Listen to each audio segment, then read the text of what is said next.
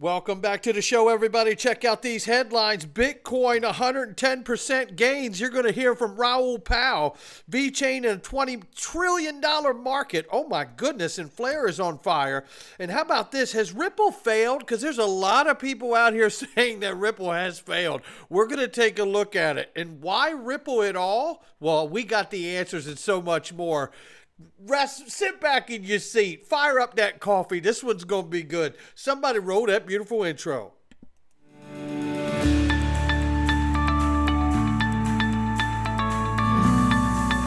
Digital Perspectives with Brad Kimes. Come on in.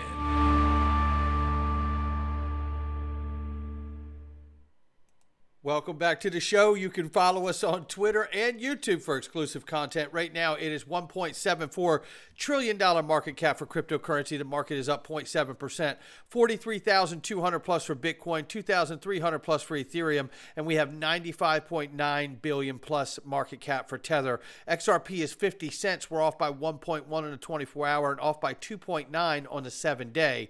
Range of price very quickly is between 0.4978 on the bottom, 0.513 on the top. We will keep an eye on it. I want to remind you right now that Link2 is the best home for private equity in the world.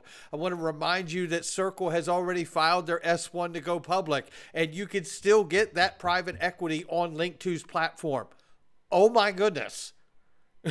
Click the link to my sponsor underneath and go get you some. And by the way, Ripple is on there. They just uploaded 3 very special blocks of Ripple. We don't know how much longer we'll have the opportunity to get this private equity. So I am telling you now so you can take action. And all you have to do is sign up and register to get started. These are investment opportunities for all. And you need to know that they have the most affordable minimums in the world when it comes to gaining access to private equity. That is the absolute truth. And it's bar none while they have rose to the top and continue to do so. Make sure you click the link to the sponsor. And you will also see them on stage at XRP Las Vegas, 87 days from now, ladies and gentlemen. Oh my, oh my, oh my. And I have a very big interview tomorrow with somebody, and I can't wait to lock that up and tell you all about it. Get your tickets. The VIP tickets will run out very quickly. They're already showing they're going to sell out first. So if you want a VIP experience, you're going to have an incredible 2 days no matter what, but you want that ticket, you better get it. It's going to be incredible. This is what happened last year, and we're seeing it repeat. Taking to his official X account, Raoul Pal shared that a Bitcoin price chart that shows an annual return of 110% that comes from doing nothing. Essentially what Raoul Pal has said multiple times, and shout out to Raoul. We are very privileged to say that we had him here as a guest a month or two ago, and it was a wonderful conversation with Raoul. Always very, very much respect his insights, and he's basically just talking about not being a trader, being a long-term macro investor, buying it and holding it. That's what he's talking about. So it's not financial advice. It's just sharing his perspectives that he's seen in the market. And it's a lot less stressful. Meanwhile, you have a lot of people telling you, oh, you're missing out on all these other opportunities. Not if I'm not that kind of investor. I'm not a day trader. I'm not a swing trader. I'm a long-term macro investor. That's what I do. And it has served me well as it has served Raoul. So, and it fits my life better. It fits my life better. But obviously, as a steward of my investments, I like to be in tune and in touch with the market every single day, as you know. Ripple-backed FLR jumps 44% in a week as holders eye all-time high. Shout out to FLR and Hugo and the rest of the team there. This is getting exciting because we know what FLR has promised to do here and what we need to see. And I'm not saying this like I'm some skeptic. I'm saying this because I'm excited to see it roll out and prove out, right? That's what we want to see happen, right? And if it does prove out the way they've built and intended it to do so, it is going to be a game changer in finance, period, let alone with digital assets. It is going to be that, look, DeFi is the next iteration of finance, period, full stop. So I'm very excited to see this for FLR, and I'm very excited to see FLR completely rolled out and to watch how it will be accepted and how it will work going forward in the future. So excited to watch that happen. VeChain's ambitious move targeting a $20 trillion payments market with V3TR trademark. Listen, you guys may have known if you've been with me a long time. I haven't talked about VeChain in a while, but I've interviewed Sonny from VeChain, and I tell you, I love VeChain. I love what they're doing, and it's not financial advice, but it's just a reminder to those who are new to the channel. I've been very excited for VeChain and what they're doing, and it looks like they are really raising the bar for the market capture they're going for here, and I absolutely love it. We will keep an eye on their progress. And then I want to switch gears a little bit and take you to this, okay?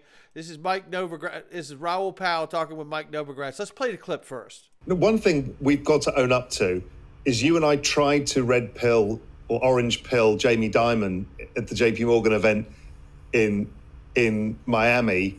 Yeah. And we failed. You know, it's one of those funny things. I remember I heard Elizabeth Warren on TV and saying, well, it doesn't have any real value. And so why should we even care about it? And I'm thinking to myself, lady, who do you think you are? Like, the richest woman in your state believes it has value. The richest man in Pennsylvania, Jeff Yass from Susquehanna, believes it has value. Stan Druckenmiller, Ray Dalio, some of the great investors of the world believe it has value, but Janet Yellen doesn't. And like, okay, you don't have to participate, but like, don't be so goddamn arrogant to think you're right and everybody else is wrong. And if this isn't somebody to say a statement like that, that ain't the pot calling the kettle black here. This dude. Like, the market's right and you're wrong. And Jamie, you've been wrong. I love Jamie Dimon and I hope he runs for president, but he's been dead wrong on Bitcoin. Yeah, and you know, he's also got the vested interest that, you know, when you've got the monopoly on the banking system, the last thing you want is a competitor. Boy, leave it to Raoul to be able to lay it down with that nice accent. You know what I mean? Because that's exactly what's going on, right? That's exactly what's going on here. It's about the gatekeepers wanting to remain the gatekeepers. That's exactly what JP Morgan is. And this is a clip here from, shout out to Mickle Markets, who's on fire and will be at XRP Las Vegas. Can't wait to meet this guy in person. He asked a very important question here because this is a narrative that there are, let me tell you something. Crypto Twitter is just a cesspool of malcontents. I mean a cesspool. This was the original reason I started private groups. And if you don't believe me, you ask anybody that's in one, whether in their DPMG or in the Freedom Zone, they'll tell you it is a much better atmosphere because you're not loaded with a bunch of malcontents. Bottom feeders. They've taken a clip of David being candid and very honest and straightforward about the approach and the things that they've done and tried to turn this into a narrative that Ripple has failed. And you shouldn't support Ripple. You should support builders. What the hell do you think Ripple X is doing? There's no bigger effort to support builders than Ripple's Ripple X arm. This is why I tell you, be very careful with these people. These people are very dangerous. And I tell you, a lot of it, to be perfectly honest, is less observation and more look at me. Look at me. Poor me. Right? Now, I don't know whether it's bad parenting, a lack of parent figure. I don't know what it is. It's above my pay grade to tell you exactly what it is. But I do know this. It's not correct. And shout out to Mickle Markets for making this video. I want to play a clip here that he shares of David talking, and then we will comment on it. And again, if you want to meet Mickle Markets, you better come to XRP Las Vegas. This guy's an up-and-comer. Break down my opinion on whether or not David Schwartz was actually saying that Ripple has failed at payments. We're big believers in payments. We're not going to stop. We're not going to stop doing payments. That's not going to happen. So we're not going to stop doing payments. However, I think these other use cases are extremely important, and I think you're going to see us producing. You know, we're very interested in real-world asset tokenization. We're very interested in an ecosystem of multiple chains with asset portability across chains. So you can have chains that can provide smart contract capability You can have greater throughput. You can have chains that have data storage for NFTs without having to try to build one chain that's good for all purposes. So I think the answer is yes to everything except like reducing our emphasis on payments. I don't think you're going to see that from us. See that? So you're not going to see them reduce their emphasis on payments, but they're going to expand their use case offering. It's brilliant. I love it. But I think you will see us looking into other use cases, metaverse use cases, NFT use cases. I think we're going to have to broaden. I think the next big bet for us is probably a sort of multi-chain ecosystem, starting with the EVM compatible chain, which will be nice because currently, like if you're in the XRP ecosystem, we basically just don't have a smart contract solution, and so having one that's industry standard will make it easier. Like if you want to hire people to build, hiring people who know EVM, is very easy. So I think you're going to see us placing other bets and encouraging growth in other parts of the ecosystem. I think the answer is we haven't gotten the traction we wanted just from payments. That doesn't mean that we shouldn't keep trying, but it all. Exactly. It doesn't mean you shouldn't keep trying, because he knows as well as I know, and as well as every other adult out here understands, we need legislative clarity. Brad Garlinghouse himself made it very clear that it wasn't just the SEC holding this down. The OCC has told the banking system, don't you dare think of using this until this thing is out of the way and we give it a green light. So this is all about clarity. It's not because banks are seeing what they have and saying, no, what you have doesn't work. That isn't the problem.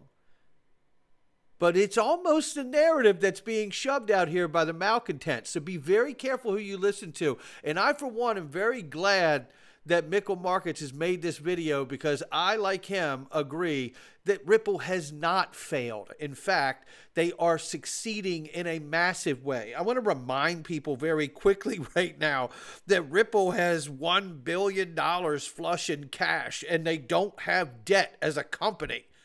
But yet there's malcontents out here trying to tell us not to support Ripple because they failed, and to get behind builders instead. How about getting behind a company that's a flush with $1 billion in cash and zero debt and has a developer arm? Why would you ever in your life try to pick up a half-assed narrative like that? And by the way, the knee-jerk reaction for everybody is, oh, Brad, he doesn't want to speak negatively against Ripple. He's afraid to be objective. They're liars. I spent 2.5 years during a court case entertaining the notion that made me want to vomit for over 2 years about XRP being a security. Go look the videos up. Was I on Ripple's side then, or was I on my investor portfolio side? Because all I wanted to do was understand how it was going to be seen legally. And I had to turn and go down an avenue of, could XRP be a bearer bond and a security, and every other thing we looked at. You think I wanted to do that? It went against everything I believed about XRP not being a security. But I had to try to get myself as a thought exercise to understand why the SEC is approaching it this way. So whether you have some malcontent out here trying to act like they're objective and they take opposition to Ripple just to prove that they're some half-ass objective journalist, or whether it's the fact that you have somebody out here who probably feels like they're not getting enough attention from somewhere, probably home, right? And the next thing you know, they're out here trying to smear and throw somebody else under a bus, when in fact the same hurdle is in front of us for the entire digital asset space, as it is for Ripple, as it is for XRP, and it's regulatory and legislative clarity, for goodness sakes. For goodness sakes. And why would Ripple be a part of the 5th annual Chatham House gathering for leaders and professionals in fintech, the historic Golden Gate Club in San Francisco, California, when you're talking about Ripple and White House members and Federal Reserve representatives? Probably a nothing burger. You got it, Cypress de Monacore. This is another guy who's out here up and coming, absolutely killing the space. I hope he comes to XRP Las Vegas. I want to meet that guy. I really do. I just think these young guys, there's a lot of them out here that just say they're so good. I think he's really good. Then this, Duke Law Review. Now, it didn't say anything about XRP or Ripple failing in the Duke Law Review from 2021. But it did speak about over 200 institutions working together to initiate payments using XRP, as you can see in this little clip right here. This is the stuff. This is the stuff. And what was it, just a day or so ago, we had Oliver Segovia, Senior Director, Head of Product Marketing for Ripple, talk about how they've been relatively quiet for the past 3 years in the United States for Ripple payments, but we're geared up to announce new product updates because they have the majority of the United States covered when it comes to money transmitter licenses.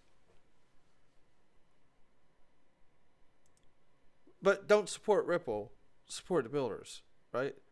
I'm telling you, this is what happens in a crypto winter. People start to put more emphasis on their own ego than what's actually happening in the market. The last thing I want you guys talking about is me. You ain't gonna get rich talking about me. How the hell am I helping you if I'm not giving you the information you need to figure out which way you're gonna go? Your life's busy. I'm the last thing you need to be thinking about. You know what I mean? You want the news. Well, this is the news. Be careful who you listen to out here, because a lot of people are trying to make the news instead of just give it to you. Trillions could flow into XRP, the XRP ledger capping 1%, 1.4 quadrillion from tokenized market. This was based off of the gentleman from ArchAx. We played the clip here. Said there would be 30 to 50 trillion in his prediction by 2025. I did the numbers for $1 trillion. I said, what if he's wrong and he gets $1 trillion? We're still looking like a $94 XRP. Who's pissed about that? All I want to see is XRP's use case be adopted by the world in the manner it was designed to be, because the dollar's in trouble, ladies and gentlemen. The petrodollar agreement is being unwound before our eyes. That is what was put in place to apologize for pulling the gold standard underneath of the dollar down. Something has to underpin the US dollar in order to give it dominance, to keep us from living a life like we see happening in other countries that have hyperinflation that crush the people that live there. And if they're going to do this, and you're going to have a transition that allows the US dollar to be dominant, I would think putting a decentralized ledger for the world and the liquidity plugged into it to back the US dollar going forward. Allow the issuance of private stablecoins between private financial institutions as long as it's under prudential regulation. This would be a new use case to soak up hyperinflated dollars coming home, so that you could have a bank offer you an actual dollar that's digital on your phone. Well, people think that's not going to happen, Brad. That happens in small countries. It doesn't happen here because I've never seen it, so I don't have anything to compare it to. Okay, but that doesn't mean that we're not in that moment, because we are. And then for those out here, Ripple may have failed, you know what I mean? But the BIS doesn't think so. They brought them on the task force for cross-border payments. Think about Davos. Was Bitcoin there? Was somebody from Ethereum there? But Circle, Ripple, and Stellar were there. Any questions? Well, it's time to head into the freedom zone, ladies and gentlemen. Oh my, oh my. You're going to want what we're doing in here. And we're going to talk about another shady organization that is trying their damnedest to capture human civilization and control of it. And I mean this. This is serious. At the bottleneck. And there's many bottlenecks. Food and money are bottlenecks. And we're about to get into that right now into the Freedom Zone. Not financial advice from me or anyone else. I'll catch all of you in the Freedom Zone. Come on in.